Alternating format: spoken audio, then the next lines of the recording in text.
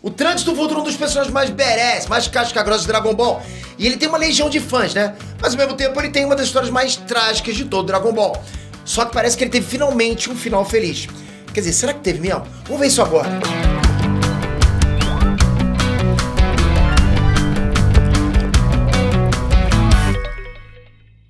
Ernest Trunks Spectre aqui. A saga do Goku Black acabou de um jeito muito trágico. Foi com o apagamento do universo alternativo do Trunks do futuro. Exatamente, ele ficou sem casa, tá homeless. Mas aí o Whis deu uma solução pra ele, né? Foi enviar ele pra um outro universo paralelo em que existe um outro Trunks. Mas como é que foi esse encontro? O que rolou lá?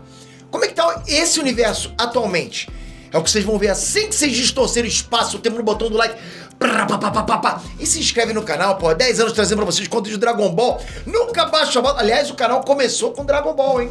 Acho que o primeiro vídeo foi 3 personagens que venceriam o Superman. Tinha lá o Goku.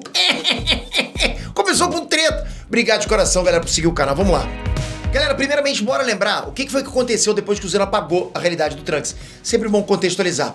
Então assim, como aquele universo ele foi completamente apagado, isso significa que o Trunks e a Mai ficaram sem ter pra onde ir. Então, o Whis, o que ele fez? Ele deu uma ideia, né? Que seria o quê? Seria levar eles para um momento no passado onde o Babidi e o Daburá ainda não tinham aparecido. E aí o Trunks deveria derrotar o Baburá e o Babidi antes que eles tivessem a chance de matar o Kaioshin. Porque bora lembrar, quando o Kaioshin morre, o Hakashin também morre. Só que o Whis, ele alerta para um outro problema.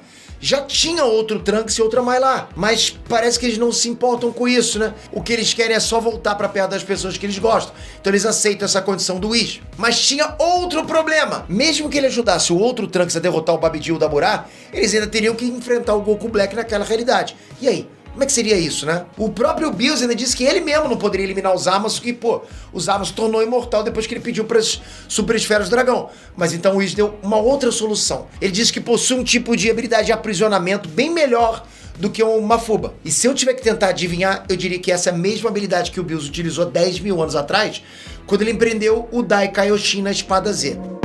Então, ok, baseado nessas informações, vamos tentar agora, nós dois aqui, tentar construir junto essa nova realidade para onde o Trunks foi parar. Bom, para não confundir ninguém, eu vou chamar o Trunks que perdeu o universo de primeiro Trunks e o que não perdeu de segundo Trunks, ok? Então vamos lá. Como o primeiro Trunks sabe que voltar no tempo para alterar o passado cria uma nova linha do tempo, ele precisaria voltar no passado o mínimo possível para não alterar tanto assim aquela realidade. E por isso ele não poderia avisar sobre o Babidi, o Daburá e o Majin Buu antecipadamente.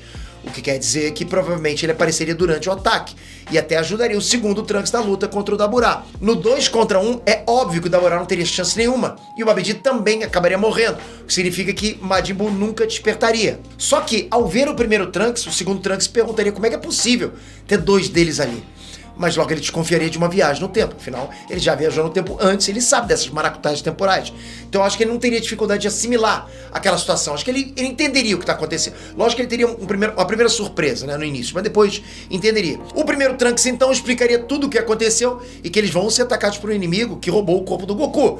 Mas que o alvo, na verdade, não são eles, mas sim o Kaioshin.